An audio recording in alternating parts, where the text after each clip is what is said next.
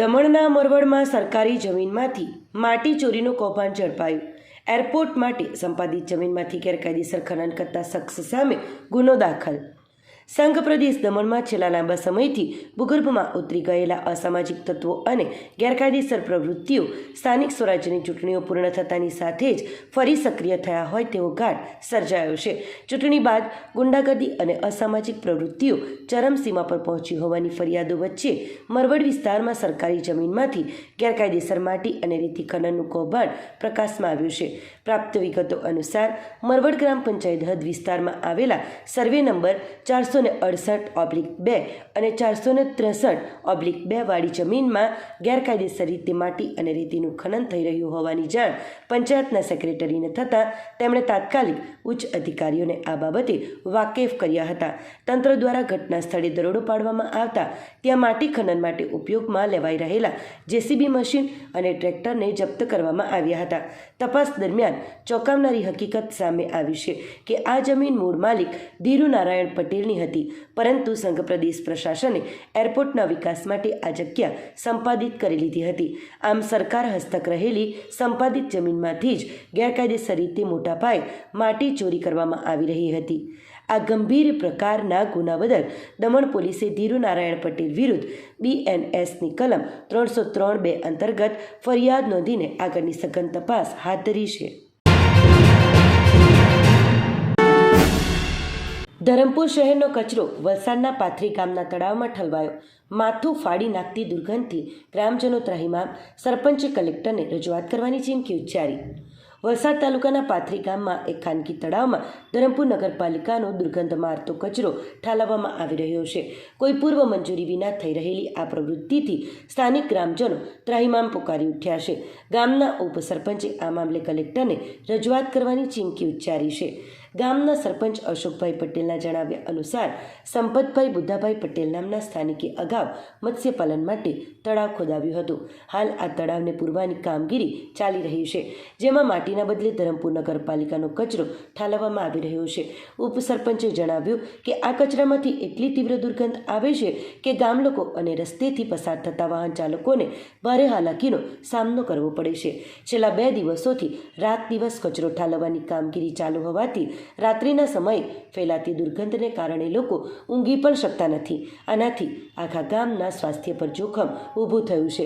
સૌથી ગંભીર બાબત એ છે કે તળાવમાં કચરો નાખવા માટે તળાવ માલિક કે કચરો ઠાલવનારાઓએ ગ્રામ પંચાયતની કોઈ પૂર્વ મંજૂરી લીધી નથી. આ ગેરકાયદેસર પ્રવૃત્તિ અંગે પંચાયત અજાણ હોવાનું પણ સામે આવ્યું છે. ગ્રામજનોની માંગ છે કે તળાવમાં કચરો નાખવાનું તાત્કાલિક બંધ કરવામાં આવે. તેઓનું કહેવું છે કે જો તળાવ પૂરવું હોય તો માટીનો ઉપયોગ કરવામાં આવે, પરંતુ ગંદકી ફેલાવતો કચરો સ્વીકાર્ય નથી. ઉપસરપંચે જણાવ્યું કે જો આ પ્રવૃત્તિ અટકાવવામાં નહીં આવે તો જિલ્લા કલેક્ટરને લિખિતમાં રજૂઆત કરવામાં આવશે. આ અંગે ખાનગી તળાવના માલિક સંપતભાઈ પટેલે ટેલિફોનિક વાતચીતમાં જણાવ્યું હતું કે આ તેમની માલિકીનું તળાવ છે અને હાલ તેમની મરજીથી પુરાણ કરવામાં આવી રહ્યું છે. તેમણે દાવો કર્યો કે તેઓ કચરા વચ્ચે પાવડરનો છંટકાવ કરે છે અને ગામમાં કોઈની ફરિયાદ આવી નથી. આપણે આમાં જમીન માલિક તમે ને? હા. હવે આ જે પુરાણ છે એ કયા ભાવાર્થે થઈ રહ્યું છે? મતલબમાં કંઈક તમે ડેવલપ કરવાનો છો કે એવું? ડેવલપ કરવાનું. ઓકે, તો આ જે દુર્ગંધ મારેલો જે કચરો છે એના દ્વારા અગર કોઈ ગામમાં બીમારી ફેલાય કે કોઈ કંઈ થશે તેનો જવાબદાર વ્યક્તિ કોણ રહેશે? પણ ગામના તો કોઈ લાગે તમારું નજીકમાં એવું નથી, ઘર નજીકમાં છે પણ આ જે છે આ રોડ ઉપર હમણાં ઠાલવે છે, અંદર જશે આ જે દુર્ગંધ ને બધું ફેલાઈ રહ્યું છે આ રોડ ઉપરથી આવે છે. પાવડરને લાગતા ચાલુ ને એવું થોડું છે. જીપીસીબી ની કોઈ પ્રકારની પરમિશન લીધી ખરી? કોઈ નહીં લીધી. આમાં પરમિશન લેવા એમ નહીં. આ કચરોથી તમે જે પુરાણ કરી રહ્યા છો તેમાં કોઈ પરમિશન જ લેવાની નહીં આવે. મારા પોતાનામાં એટલે મારે પરમિશન એટલે આમ એમ નહીં કાલ ઉઠીને અહીંયા ગાંજો બી રોપો તો કોઈ પરમિશન નહીં લેવાની. હા, તમે એ જ વસ્તુ આ બી એક દુર્ગંધ મારતો કચરો છે ને. તમે માટી માટી બી નાખવાનો અને વલસાડમાં આવડા મોટા નગરપાલિકાનું છે. એ નગરપાલિકાનો કચરો માટે એ લોકોએ પરમિશન લીધેલી છે જીપીસીબી ની. તમે કોઈ પણ પ્રકારની પરમિશન લીધા વગર આ વસ્તુ કરો. મને ગામમાંથી કમ્પ્લેન આવી છે ને સાહેબ, એટલે જ અમે આવ્યા છીએ. પરમિશન કોન્ટ્રાક્ટર લાગતા છે એના મેં લખાણ આપેલું. કોણ છે કોન્ટ્રાક્ટર? એ સુરતનો છે ભાઈ, શું નામ?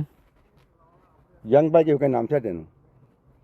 હવે આ તમે આ નાખી રહ્યા છો ગામમાં, કોઈને વાંધો નથી? કોઈને વાંધો મને કહેવા આવડે ને. એવું છે. આજે ઉઠાવ્યું હશે બધાએ. તો કઈ નહીં ઉઠાય પણ સરપંચ શ્રી, આપ તરફથી કોઈ પરમિશન આપવામાં આવી છે ખરી? મેં પરમિશન નહીં આપું, મને અપાય જ નહીં અમારાથી આ. તો આ અંગે તમે કશે જાણ કરી ખરી? હવે જાણ કરવાનું છે પોલીસવાળા, ખબર નહીં કોઈ પોલીસવાળાને ફોન કરી હવે અમે દરેક જગ્યાએ હવે આ એપ્લિકેશન આપવાનું છે. જીપીસીપીમાં બી મારે આપવા જ પડવાની હોય. કદાચ કંઈ ઇનકેસ રોગચાળો ફાલી નીકળ્યો તો નહીં, રહી જાય. એટલે આના ઉપર જે હમણાં મચ્છર ઉપદ્રવ, આ જો જે પ્રકારે છે મચ્છર ઉપદ્રવ તો થવાના જ છે.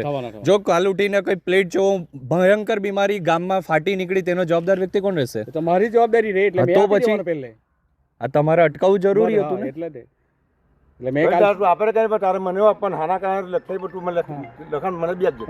ભલે મને લખાણ બી તું આપજે. હાના કારણ કારણ કે ગામના મેઇન અગ્રણી તમે ગણાવો. ખાનગી તળાવ છે ભાઈનું, અને એ ડમ્પિંગ સાઇટ થી કંઈક વેસ્ટ કચરો લાવે છે અને એ તળાવ પૂરવાનો છે. પણ એ કચરો એટલો બધો દુર્ગંધ મારે છે ને કે ન પૂછો વાત. અમારી પાસે એને કોઈ જાતની પરમિશન લીધી નથી કે કોઈ બીજી જગ્યાએથી પરમિશન લીધી. એટલે હવે અમે પંચાયત તરફથી એને એક નોટિસ પર કરાવવાનું છે કે કદાચ રોગચાળો ફાટી નહીં નીકળે એના માટે, એ કદાચ ફાટી બી નીકળે એવું છે કે એટલું ખરાબ હાલતમાં છે ને એ કચરો. ને અમે પંચાયત તરફથી બી એને પૂરવાની કોઈ પરમિશન આપી નથી. એટલે એકદમ ગેરકાયદેસર દાદાગીરી કરે છે. કચરો કંઈક અમને એકચ્યુઅલી ખબર નથી, પણ ધરમપુર સાઈડ થી લાવે છે, ડમ્પિંગ સાઈડ થી કોઈ. હા ભાઈ, એટલે જ આમાં શું છે સાહેબ કે રોગચાળો ફેલીને કરવાની દશક છે જ આપણી. એટલે વહેલી તકે અમે જાણ કરીને એ કચરો બંધ કરી દે તો સારું. એમના મુખ્ય મારફતે તમે જોયો છે એ બધું કચરો પડતો જ જાય છે અંદર. સરીગામની અદિત ફાર્મામાં કામદારોના પ્રશ્ને માલિકની દાદાગીરી. જ્યાં મિનિમમ વેજ મળે ત્યાં જતા રહો કહેતો વિડીયો વાયરલ. ઉમરગામ તાલુકાના સરીગામ જેડીસીમાં આવેલી અદિત ફાર્મા કંપનીના માલિકનો કામદારો સાથેની દાદાગીરીનો સોશિયલ મીડિયામાં વિડીયો વાયરલ થતાં પંથકમાં ભારે ચર્ચાનું કેન્દ્ર બન્યો છે.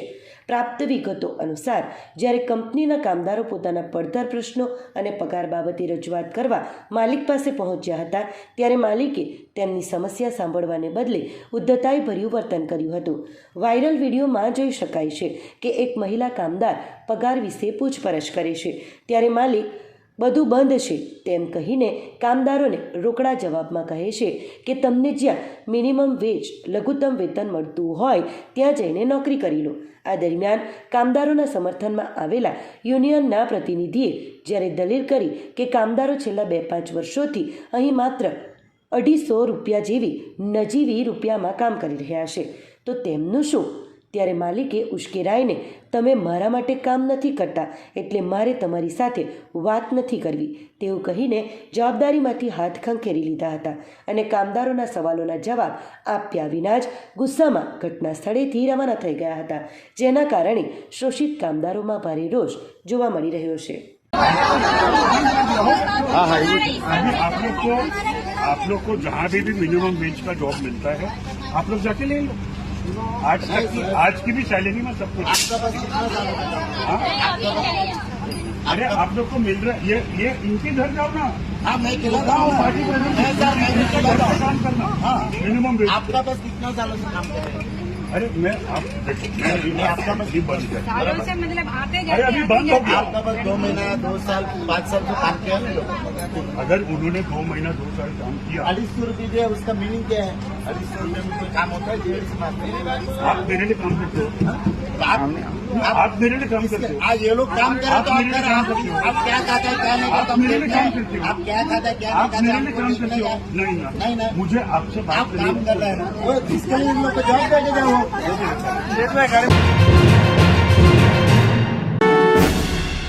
પારડી પોલીસે ધગડમાળ ગામમાં રેડ કરી ગેરકાયદેસર રીતે ગાંજાનું વેચાણ કરતી એક વૃદ્ધ મહિલાને ઝડપી પાડી છે, જ્યારે આ ગુનામાં મહિલાના પુત્રને વોન્ટેડ જાહેર કરવામાં આવ્યો છે. પારડી પોલીસ સ્ટેશનના પીઆઈ GR ગઢવીને બાતમી મળી હતી કે ધગડમાળ ગામ જૂની નિશાળ ફળિયામાં રહેતા મંગુબેન પ્રતાપભાઈ પટેલ ઉંમર વર્ષ 62 પોતાના ઘરે માદક પદાર્થ ગાંજો રાખીને તેનું છૂટક વેચાણ કરે છે. જે બાતમીના આધારે તાત્કાલિક મંગુબેનના ઘરે રેડ કરવામાં આવી હતી અને ઘરની તપાસ દરમિયાન કબાટના ડ્રોવરમાં રાખેલ કાપડની થેલીમાં એક પ્લાસ્ટિકની પારદર્શક થેલીમાંથી 146.540 ગ્રામ, જેની કિંમત ₹7,327નો ગાંજાનો જથ્થો મળી આવ્યો હતો. પારડી પોલીસે ગાંજાના જથ્થા ઉપરાંત ₹5,000નો એક મોબાઈલ ફોન પણ કબજે કર્યો હતો. આમ કુલ ₹12,327ની કિંમતનો મુદ્દામાલ જપ્ત કરવામાં આવ્યો છે.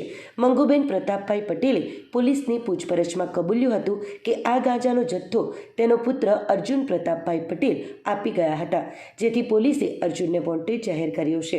હાલ તો પારડી પોલીસે મંગુબેનની ધરપકડ કરી તેમની વિરુદ્ધ narcotics, drugs and psychotropic substance act મુજબ ગુનો નોંધીને કાયદેસરની કાર્યવાહી હાથ ધરી છે અને વોન્ટેડ આરોપીને પકડવા માટે તપાસના ચક્રો ગતિમાન કર્યા છે. પારડીમાં ટ્રક રિક્ષા અથડાઈ 3 પેસેન્જરો ઇજાગ્રસ્ત થયા. અકસ્માત બાદ ચાલક ટ્રક મૂકી ફરાર થતા ટ્રાફિક જામ. પારડી ચીવડ રોડ પર શુક્રવારે રિક્ષા અને ટ્રક સામસામે અથડાતા રિક્ષામાં સવાર 3 વ્યક્તિઓ ગંભીર રીતે ઘવાતા સારવાર માટે હોસ્પિટલ ખસેડવામાં આવ્યા હતા.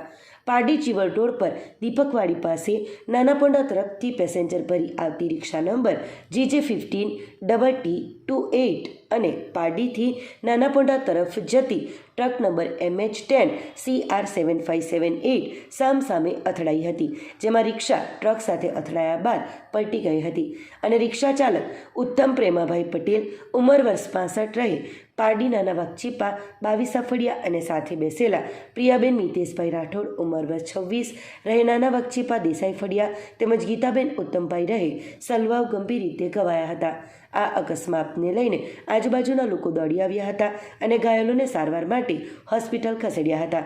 જોકે અકસ્માત બાદ ટ્રક ચાલક ટ્રક મૂકી ભાગી છૂટ્યો હતો, જેને લઈ ટ્રાફિક જામના દ્રશ્યો સર્જાયા હતા. બનાવની જાણ થતાં પારડી પોલીસે પહોંચી જઈ ટ્રક ચાલકની શોધખોળ હાથ ધરી હતી.